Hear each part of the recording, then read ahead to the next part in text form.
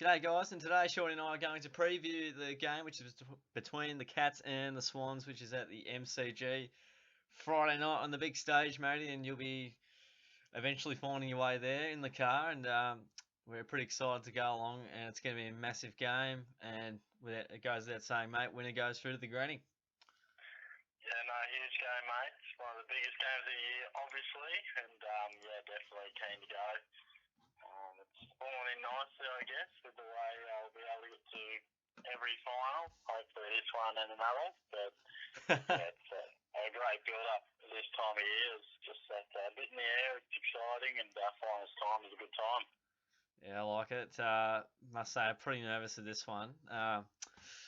Sydney pretty battered and bruised if we want to give a recent form guide. The Cats obviously got the Hawks by 3 points, and once again, 5 years apart, the Cats don't actually exactly knock the Hawks out in a knockout final, but they inadvertently knocked them out. So it's Yeah, it's funny that. yeah, definitely it's happened again, and yep.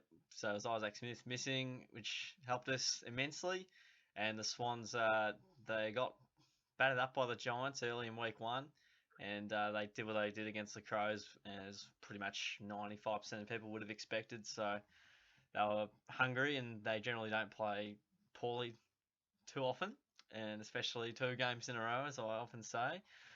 Yeah, they're a pretty proud group, and we expected the response that they gave. So they were terrific. I didn't get to see all of the game, and gladly I didn't because it was kind of boring. But no, they'll take some beating, mate. I don't go into the game all too confident. I know what the Swans can bring and what their attributes are that can maybe trouble us. They defeated us at home by 6 goals, I think, earlier in the year, and we had a week off leading into that game, so it's pretty rare a side can touch us up at home. And I've said it from the beginning that I wouldn't want to play Sydney in the final. I'd rather play Hawthorn in the final, and I'm going to stand by that for now. I think I'm leaning towards Sydney, mate. Unfortunately, I think we have the capabilities to win, but going by percentages and just the way I know the Swans can play, that may just curtail our influence there. And I reckon the Swans could pip us, and they have before. What do you reckon? Yeah, no, that's a fair call. I've been thinking about this a bit this week, and yeah, Sydney were coming into the finals. They were flag favourites, and all of a sudden you have one loss, and all of a sudden everyone's written you off. So you're going to go out in straight sets. They're battered, they're bruised.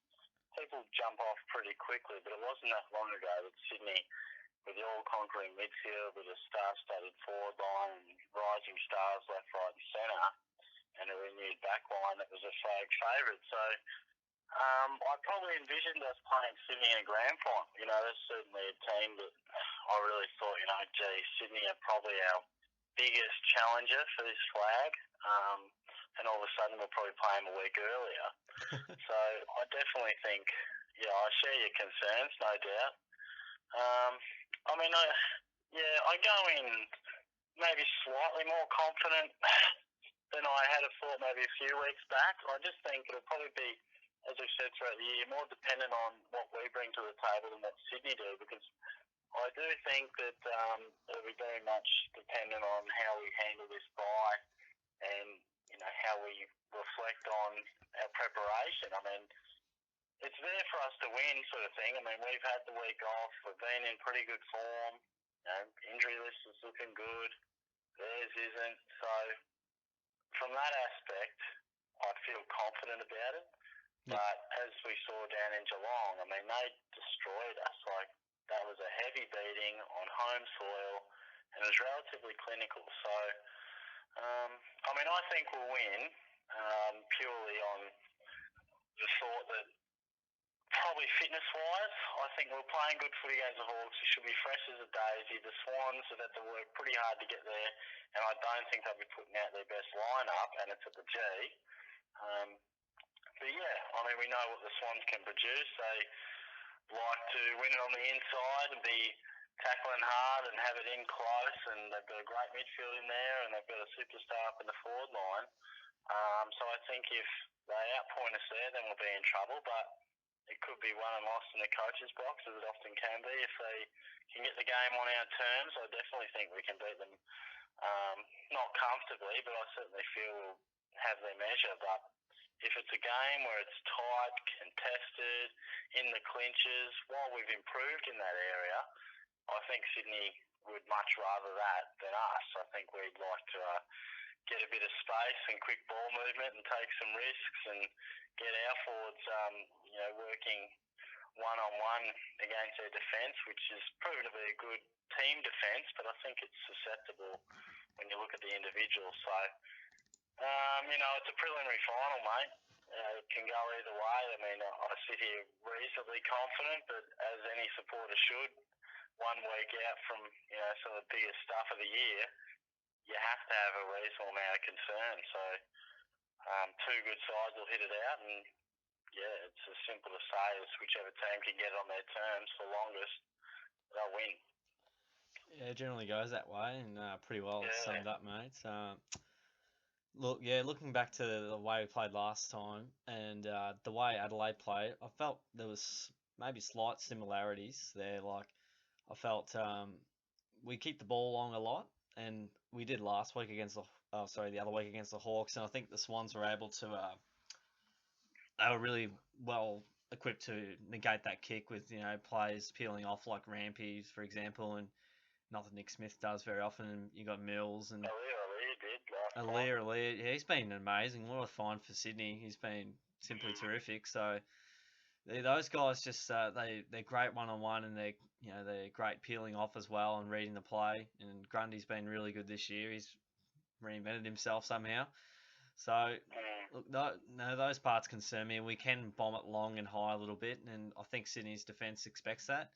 I think with a defence like Hawthorn, they're a bit slim on that side, and maybe when it's quick ball movement, they're not as well equipped to be able to deal with that, and hence we've been able to beat them in the air over a number of years. Obviously minus the last couple of years when Hawthorn have been the ultimate cream of the crop. So look, going in, at the MCG, it's us. We're sort of at home. We've got a pretty good list at the moment, and we've also, we don't have as bad a list as Sydney do at the moment. Form's reasonable. That gives me slight confidence, as you alluded to.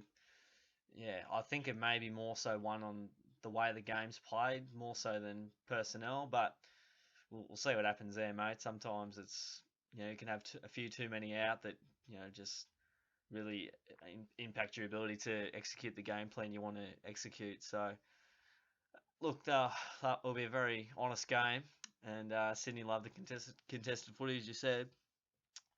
They love the tackles as well. Their forward line doesn't present a lot.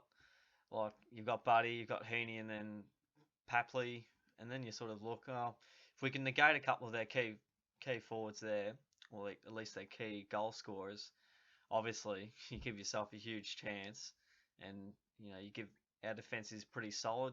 It's basically the first best defence, versing the second best defence. So you don't get much better than that. So yeah, look, Tippett's likely to come back in. I believe that's what I'm hearing, even though he's fractured his jaw. But look, he'll probably play. You alluded to that Longmire said that you can't rule anyone out, so it's not impossible to rule out McVeigh, Mills, and also who's the other guy, Rowan. Rowan, yeah. No, he won't rule anyone out, but he also didn't rule anyone in, so it'll be interesting. But one thing's for sure, they won't be at 100% no matter what. They might pass the fitness test, but you surely couldn't think they'd be cherry ripe. And I don't think Sydney's depth is once what it was. They used to back pretty deep. They've got a great starting 22, but I just wonder if a couple of those guys don't come up. You just wonder. And I think Callum Sinclair, I read, could have been coming into the fray, but you wouldn't have thought he'd come back for such a big game. But no, I think more than ever, I just hope that we come with great intent in the midfield, because most games are won from the midfield, but I think this one will be immensely key to the outcome of the game for sure, because they're two pretty outstanding midfields, and in particular, I think Sydney's is probably the best inside one in the comp. Yep, so we have to match it with them there and get it on our terms. Definitely, mate. Henderson looks likely to come back in. I think it was, I'm not sure who it was, it might have been Duck or someone that said if he comes in and plays, maybe it was on the Sunday Footy Show, if he plays, he'll have to play forward or should play forward because we lose our ability to defend small defenders if we take out College Asney out. Now, I don't particularly agree with that, but well, I think if we play him, we have to have him as defence or key defender or at least on a small, at least first off. And if absolutely nothing's going right, then maybe switch him forward. I'd persist with Stanley and Hawkins up in the forward 50. And then there's also the argument, does Ruggles keep his spot? Does Buse come in? Does Cockatoo come in for a final like this? He hasn't played for a number of weeks. Do you have any thoughts on that one, mate, there? Yeah, no, good to talk about a selection, mate, because there's been quite a few interesting theories thrown around about a couple of Cats players. But look, mate, if Henderson starts walking down the same direction as Tom Hawkins does on Friday night, you'll see me jump the fence and streak across the MCG, mate, because it just won't happen. It's a ridiculous thought process. And as you said, it might happen at some stage in the game, but you're not going to play a bloke who is arguably an All-Australian defender. He's had a fantastic year, and until he missed a few games, I reckon he certainly would have been there and abouts in calculations, and certainly right up there in our best and fairest, all from the back line. Yep. Yeah, we know he can play forward, but he also has had some pretty average games, and his best footy's been down back. So he will not start forward. It's a ridiculous comment to make, and it won't happen. The other one is Jimmy Bartel, which has been really interesting. Oh, that one, I know. Crazy, isn't it? Yeah, totally crazy. And, you know, put the big pre-warning out there. This is no Geelong bias. We love Jimmy. There's nothing about that. This is just common sense. People are talking about, you know, dropping him. I mean, yes, he's slower. Yes, he's not in the best touch. But if you listen to what coaches had to say, his job was to play and keep Josh Gibson somewhat concerned and occupied. And, you know, if that was his role, then he clearly did. Gibson only had 17 touches and 3 marks. And Bartel wasn't great, and I personally don't like him forward that much. But if you're going to play him as that type of forward, then maybe it's not too bad, because not only is he a good footballer, but his reputation almost makes him even better. You almost look at him and go, oh, gee, that's Jimmy Bartel. I'd better pay attention to him, even though he's not in the best form. You just don't know. Yep. So, and the other argument is, before I go into that, I mean, Bartel had a very good last quarter. People are raised on about that handball, which was unbelievable, but his last quarter as a whole was very good. I think he had 7 touches, and he just lifts. And the other side of the coin is, well, who comes in? I mean, probably Cockatoo might be the argument, but I reckon we could squeeze him in anyway if you wanted to play him. Yeah. And, you know, there's not a lot of blokes banging the door down as far as players to replace Bartel. So the one thing that you know is Jimmy loves September. When the chips are down, he is not going to be overshadowed or concerned by the moment at all. And I think that showed in the last quarter. You know, when the ball was there, he won it. So I think we'll rest comfortable having Jimmy in the side, and I don't have any concerns that he'll be dropped. So I certainly expect him to play. And also, if they're going to play a negating forward role, then Rampy destroyed us last time, and they may well earmark him to go straight to him. So what are your thoughts on that and everything else, selection and stuff, mate? Because I've understood the criticism of Bartel, but been baffled at the thought of a guy who could just go from such a good player to out of the side. I mean, sure, he's not the Brownlow medalist anymore, but he's played some good footy this year, and it's September. That's what Bartel's about. Yeah, it's spot on. I mean, yeah, it's pretty ridiculous claims that people think he could be on the outer. Yeah, look, it's pretty simple. Like September, Jimmy, big moments, chips are down, he's there, and I mean, you can't buy that experience that he's got, and he's exactly what you need in a big moment, especially in a final. Yeah. So ridiculous to even contemplate the thought of it. And you know, he doesn't have to get 25 possessions every week, and sometimes it's not about you as a player playing a great game. It's about doing a role that the team needs you to do. So And that's exactly what he did. He kept Gibson to pretty low numbers, and he was very ineffectual with those 17 touches, as you said. So, also to mention, Josh Cowan could be making way possibly for Cockatoo. That's maybe the route I'd go down. You've been a bit of a knocker on Cowan, and for good reason. Even though I think he's 13 and zip with the games he's won and lost, so a bit of a lucky charm. But no, we both thought he was pretty shaky. How do you see it? Yeah, I tend to agree. I think you probably look at it's almost Ruggles versus Buse, and I think the fact that we're playing Sydney, we'll probably stick with Ruggles, because if it was Adelaide, Buse's record on bets probably might have gone over the line. So I expect Ruggles to probably keep his spot, but he'd want to lift. Absolutely. And College Ashley probably could be the man for Henderson, I think. Yep. And as you say with Cowan, I wish he handled the pressure better the other week, because I liked what he was doing. I felt he was building into the player we thought he might. Got a bit of zip about him, a reasonable user of the ball, and just does some nice things. He's never going to break a game apart, but I think it probably comes up to the point where we're going to put on a line. You're going to risk Cockatoo, who's played 2 games in 7 weeks, I think. But you go with Cowan, and I guess the argument is you probably know what you get from Cowan. It's solid, it's acceptable, it's probably consistent. Yep. He's not going to win you the game, but he probably play a role. He's in our best 5 players, so best bottom 5. He's not going to really excel past it. Where Cockatoo probably adds that X factor that we talk about all the time. He right now is probably on the fringe, but he's got the ability to play a quarter of football that's amongst the best 5 or 6 players in our team. So I guess that's what you're going to really weigh up. And if it was me, I'd be playing Cockatoo. He's played some VFL footy, some finals VFL footy. He was pretty good. The intensity goes up in VFL finals. I just think it's a risk I'd take, because I feel like I know what I'll get from Cowan. It's okay, but I don't think it's going to absolutely break you if Cockatoo doesn't perform. I don't think it's going to be stacks lower than Cowan's output, but I think the potential for Cockatoo to exceed Cowan, and by how far, and just that pace, and we know that him as an individual likes the big moments. We've seen him kick some big goals and stand up in junior footy on the final stage. So he's got the elements of him as a person, an individual that likes big moments.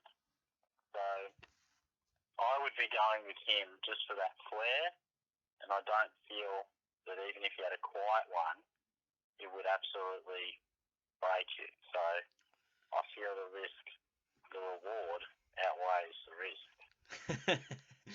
Nicely said, mate. Yeah, I'd have to probably tend to agree on that one. You'd like to think Cowan could maybe take the moment, and also maybe produce better than what Cowan could, as you sort of alluded to there. So, remember that groundbreaking run he had when nothing was going right for us, and at half back at Simmons where he just bursted away. Do you remember that? Yeah. No, burst through the middle there. Yeah, so that was just one of those moments where it's like, wow, this is something to take out of the night, So absolutely, yeah. And I think, Cowan, he fumbled a bit. That was disappointing, but he's a solid player that does his job.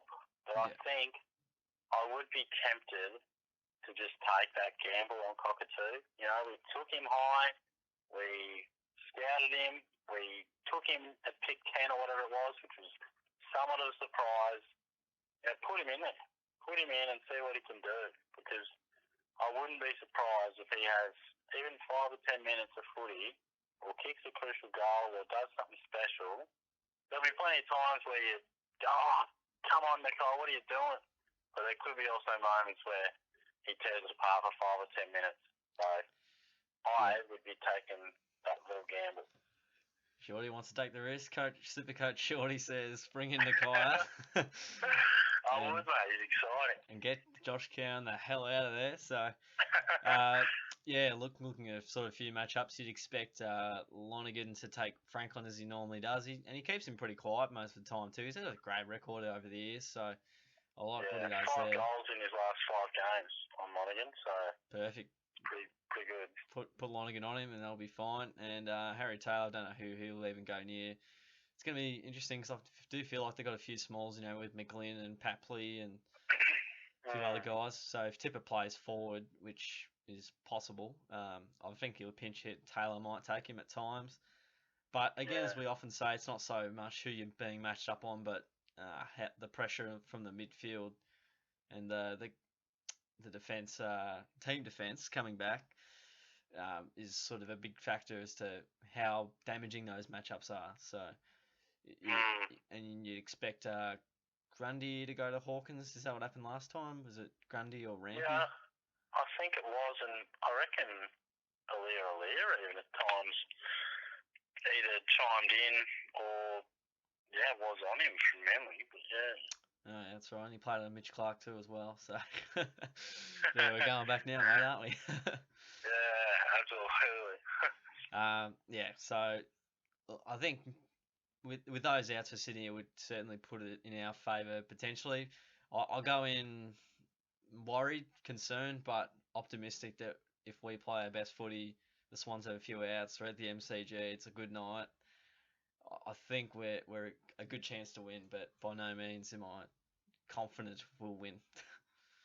Yeah, and I mean, look, I think the Swans have won 4 of their 5 MCG games this year, so I mean, they're no stranger to good footy on the G, but it certainly serves more an advantage to us. But yeah, I think it's natural, mate, to have concerns and doubt leading into it. I mean, gee, it's a prelim final. If you're not nervous and concerned, then you're kidding yourself. You've got to pay respect to another team that's come to the final 4. You're going to have a quality side facing off no matter what. So, absolutely. I'm in your camp there. I think our best footy can certainly do it. And I feel as if our best footy has been more frequent of late. There was a stage during the season where it was totally infrequent. It was here, there, and whenever you felt, it could disappear at moments. But I think it's the last 3, 4 games, it seems to be there more than not. So that's comforting. Good stuff, mate. They've won 3 of the last 5 against us as well. I know you don't give a rat's toss bag about history, but that's it's a bit of a history lesson. So they won by 110 back in the 2014 game, which was quite one of the worst games I've ever seen. Won by 43 2015, and also earlier this year they won by 38. So when they beat us big. But look, yeah, we just need to play our best footy, and we just need to win in the middle, give our key forwards and any forwards a chance of taking the game apart. Need Dangerfield and Selva playing brilliant games once again, and those well, if you want to call them B graders or the category below, the Blitzars and Duncan and Caddy and Scooter playing really good footy as well. It'll be one as much as well as they play, as along with Dangerfield and Selwood. So all about everyone stepping up, mate, and playing their role, as we say. Sometimes that's all it takes, and plenty of pressure on the ball carrier and just ferociousness around the footy, and that'll go a long way to allowing us to compete and hopefully win. So, look, mate, I'll think the Sydney Swans, 14 points if you want a rough margin, but yeah, I'll leave the analysis there. Yeah, very good, mate. I'll leave my tip to the tips video, just keep you in nice suspense. But I think we've summarised it fairly well. Cool. And hopefully we're chatting next week off the back of a victory and then previewing the grand final, mate. Yeah, no, solid. We'll definitely we'll be talking about it. Just whether or not it's a win or a loss, we don't know yet. Yeah, fingers crossed, eh? Starting to sound like Lee Matthews. Yeah, fingers crossed, mate. So that's the preview from Shorty and myself on the Cats and the Swans for their preliminary final coming up on the Friday, which will be a pretty epic clash, and hopefully the Swans don't get us in another final like they did last time. I see it, but I don't believe it. Oh boy. I'll hang up, mate. I'll hang up. Sounds good. All right, thanks for listening in, guys. Don't forget to give the video a like, share around to your mates as well. It'd be fantastic. And also subscribe for more stuff. That'd be great. Thank you for hanging around, and we'll see you guys on the